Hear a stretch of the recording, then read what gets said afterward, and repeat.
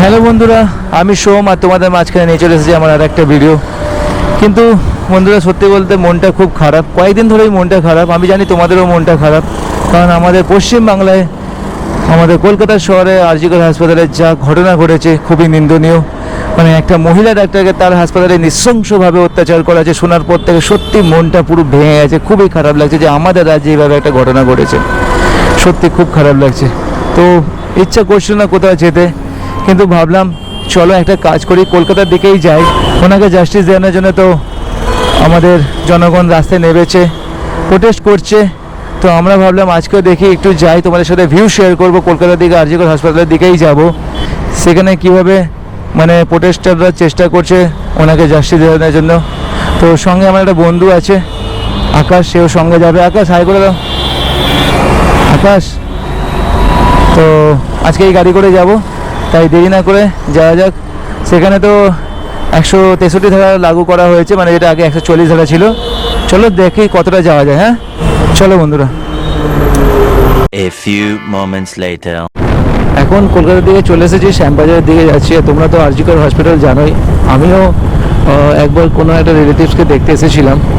তো মানে ভাবছি, তাই ভেবে কুল পাচ্ছি না যে একটা আমাদের শহরে, আমাদের হসপিটালে এইভাবে নৃশংসভাবে, মানে তোমরা নিশ্চয়ই শুনেছো, পোস্টমর্টমটাও শুনেছো রিপোর্টটা, যে কিভাবে মানে ওনাকে হত্যা করা হয়েছে। এটা শুধু মানে রেপ কেস, মানে কে বলবে, মানে একটা সবাই পরিষ্কার বুঝতে পারছে যে এটা প্রি প্ল্যানিং মার্ডার। মানে কিভাবে, আর তাও আবার নৃশংসভাবে। ভাই কিভাবে, এরা মানুষ কখনোই হতে পারে না যারা এই কাজটা করেছে এইভাবে। ভাই তারা মানে মনুষ্যরূপে রাক্ষস, একমাত্র তারাই করতে পারে। মানুষের নামে তারা রাক্ষস। প্রতিদিনই প্রোটেস্ট চলছে, আর প্রোটেস্ট দরকারও আছে যতক্ষণ না উনি জাস্টিস পাচ্ছেন। সেরকম হলে আমরাও নামবো প্রোটেস্টে। যদি না বিচার পাই, যতদিন না বিচার পাই ততদিন আমরা প্রোটেস্ট চালিয়ে যাব। এখন আমরা আরজিকর হসপিটালের কাছে এসেই গেছি, ব্রিজটা ক্রস করার পর। আর দেখবো, আর তোমাদেরও দেখাবো এখানের ভিউ, মানে কি অবস্থায় এখন আছে এখানে, আপডেট কি আছে দেওয়ার চেষ্টা করবো। চলো দেখি। তোমরা সবাই আশা করি নিউজ চ্যানেলে দেখছোই প্রতিদিন, প্রতি মুহূর্ত। আমিও নিউজ চ্যানেল নিয়ে বসেই আছি, সবসময় ফোনে ইউটিউবে নিউজ দেখছি, যে কবে বিচারটা আসবে এই অপেক্ষায় আছি, যেন উনি জাস্টিস পান। A few inches later. শুনতে পাচ্ছ, প্রোটেস্ট চলছে, মাইকে আওয়াজ আসছে, শোনো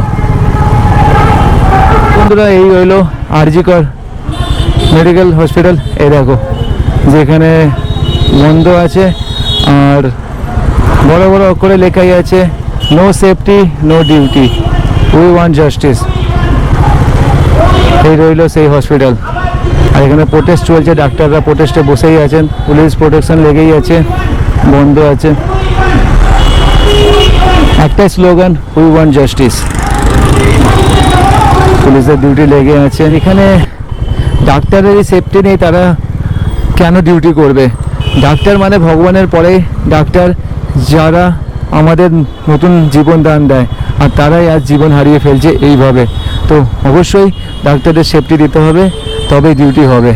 আর যতক্ষণ না জাস্টিস হচ্ছে ততক্ষণ এই প্রোটেস্ট চলতে থাকে। প্রোটেস্ট করছে না খেয়ে, প্রতিদিন তারা মানে বসে আছে, সময়ের পর সময়, ঘন্টার পর ঘন্টার, ব্যাস একটার জন্যই বসে আছে, জাস্টিস। ব্যাস সরকার এই বিষয়ে তাড়াতাড়ি পদক্ষেপ নিক, অপরাধীদের শাস্তি দিক, উচিত শাস্তি, যাতে তারা মনে রাখে আর এরকম অপরাধ করার কথা আর অন্য কোনো অপরাধী ভাবতেও না পারে। বন্ধুরা, যদি কিছু ভুল বলে থাকি তাহলে সরি।